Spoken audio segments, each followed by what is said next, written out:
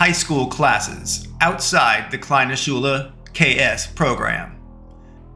I took classes in the main high school outside my Kleine Schule KS Individual Accelerated Learning Program. I mostly took speech and debate and advanced placement courses or AP courses. I was quite the spectacle, the little kid sitting in class with the bigger older kids. But well, there I was, nonetheless. I recall in AP physics class I was playing around with a mercury-filled bird beaker, that when the mercury rose high enough, the bird would add sufficient weight to its head and it would lean over as though eating from the table. Allowed to cool off again, the weight would redistribute from the mercury and the bird would return to its upright position. Students were given Bunsen burners to heat the base of the bird beaker to see at what temperature would cause the bird to eventually start having enough mercury rise and tilt and thus lean to eat from the table. They would also be asked, can they find what temperature leaned it at different angles? So what makes it get to a 45-degree angle, etc. It was a little fun exercise for students and helped them understand the idea of mercury and how metals can expand under temperature and all sorts of great physics stuff. And it was certainly more fun than dissecting things in a biology class. Physics was much cooler to me. What was most intriguing, though, in the class was that I could just cut my hand around the bird's beaker base, and the mercury would boil and shoot right up to the very top of the bird, boiling again. It boiled to the point there was no visible mercury anywhere in the tube's little channel up to its top. It freaked the other students out that no other student could cause the beaker to get so hot by just touching it that it would lift the mercury, much less boil to the top. The teacher was also confounded, admitting that he had never seen such a thing in his entire career, and he was an old teacher.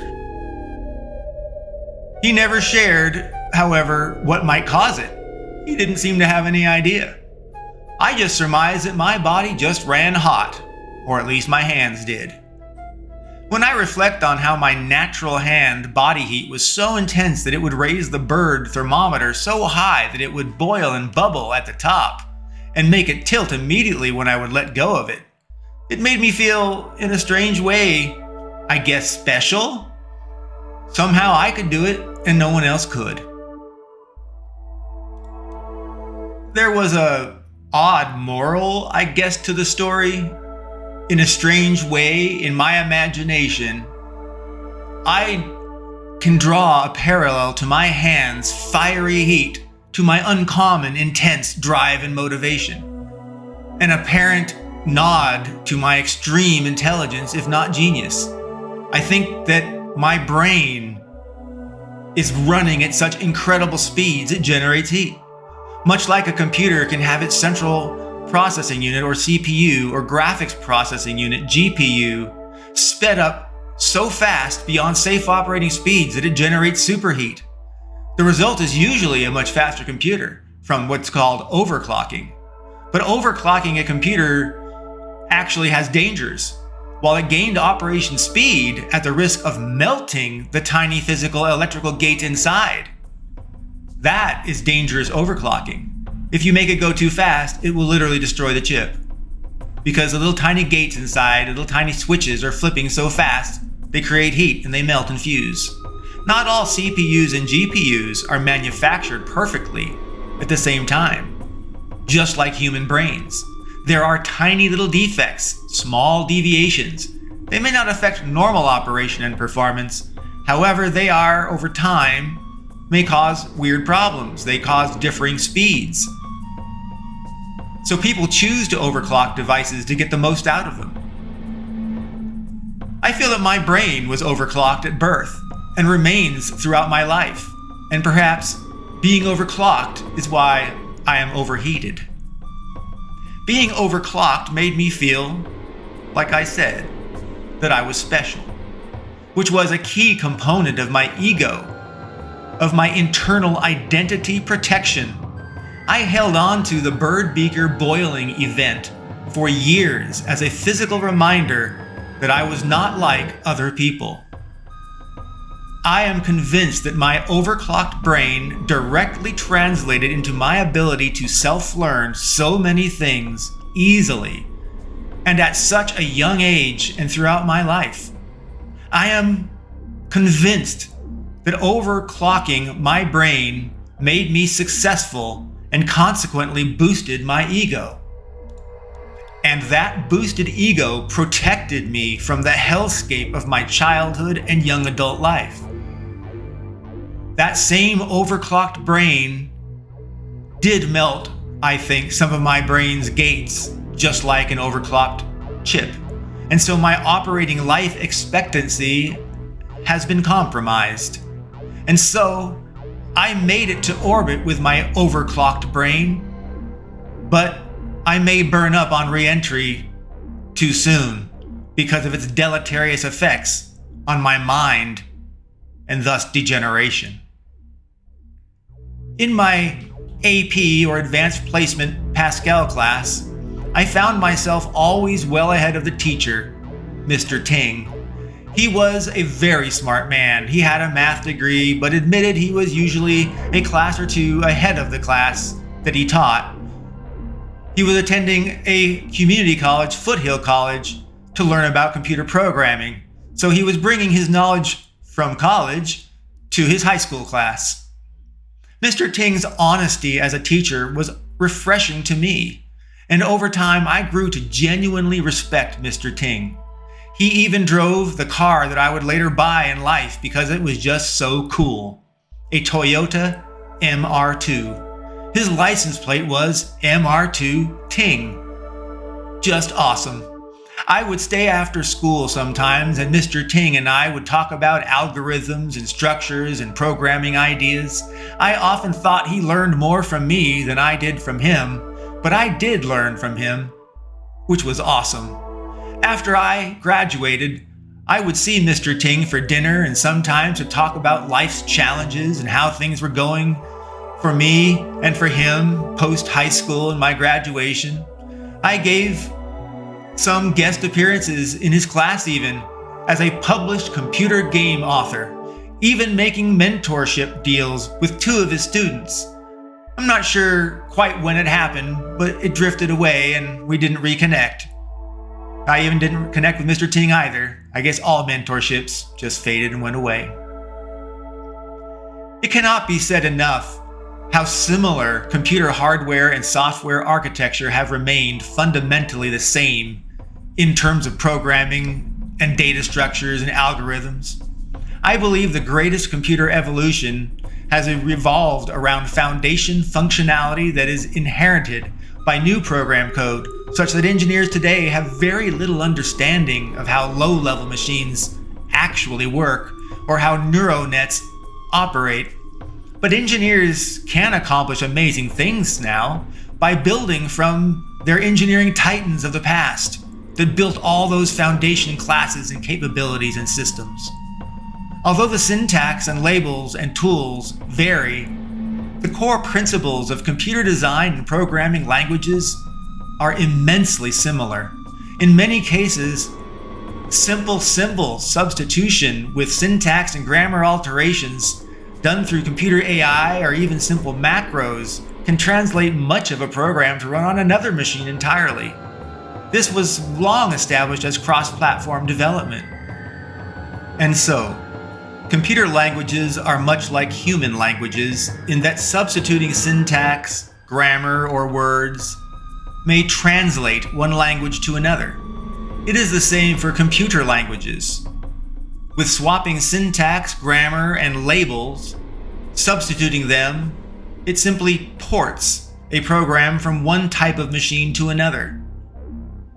But computer languages are not ambiguous like human languages.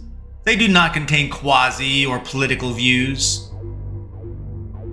They do not deliver half-hearted results or conclusions.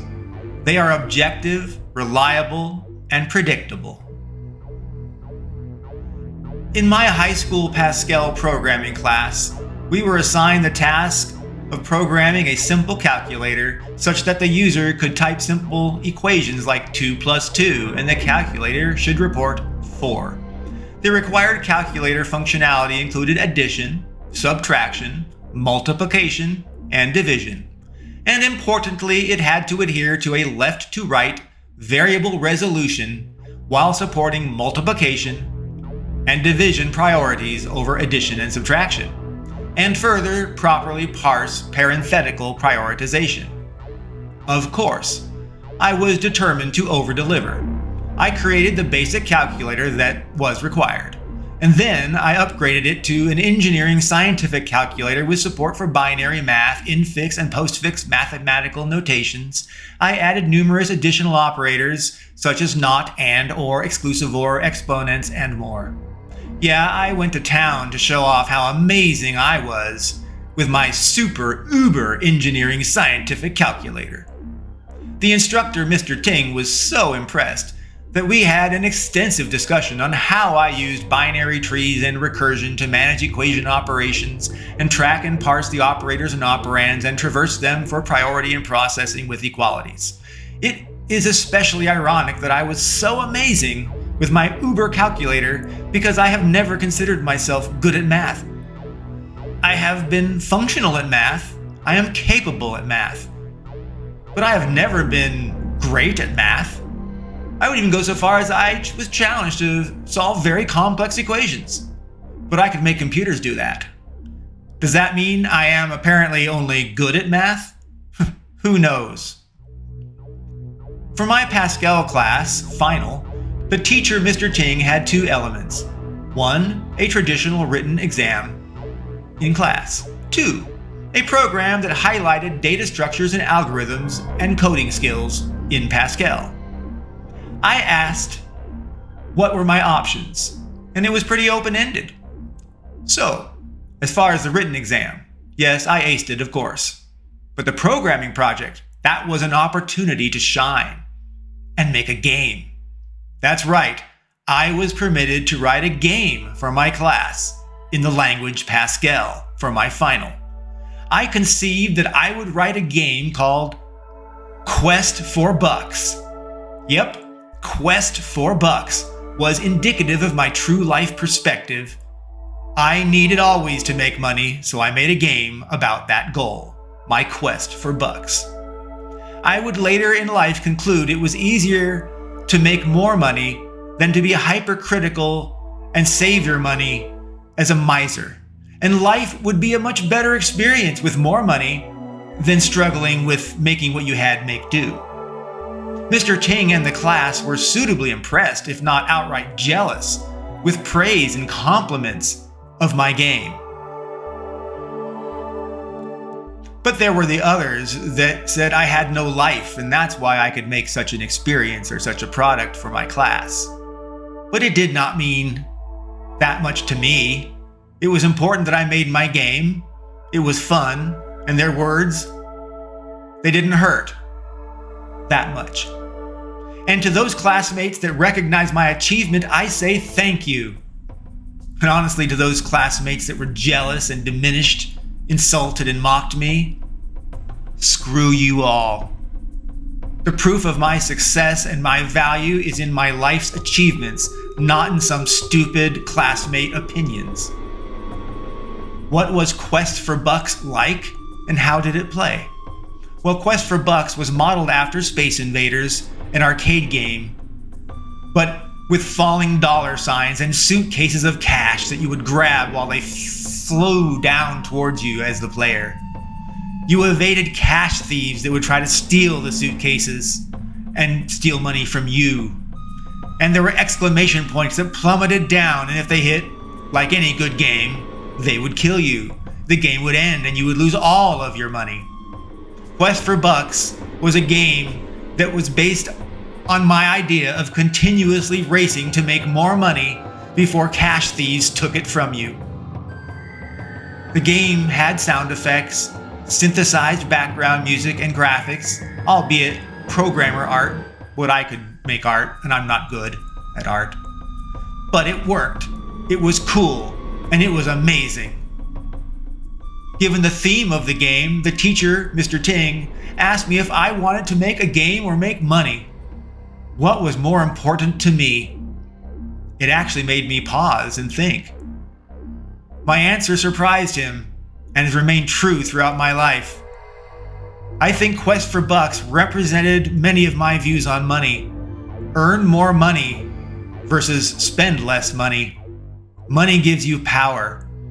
Money can fund making games. Therefore, earning money first to attain power and the opportunity to make games was more important. Mr. Ting marveled at my clarity of mind and ability to articulate succinctly not just the answer, but why I thought of the answer. In these moments, he and I forged our bond that would extend outside of high school and class. We would meet over Chinese dinners and talk about his teachings at high school and his community college courses. Mr. Ting and I would talk about mentoring his students as well as his mentoring me over time.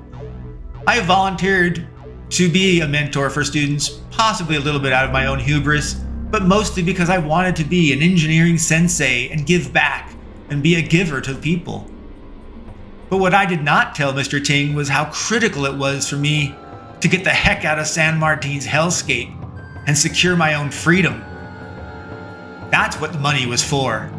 As soon as I could afford to, I moved out of the San Martin house.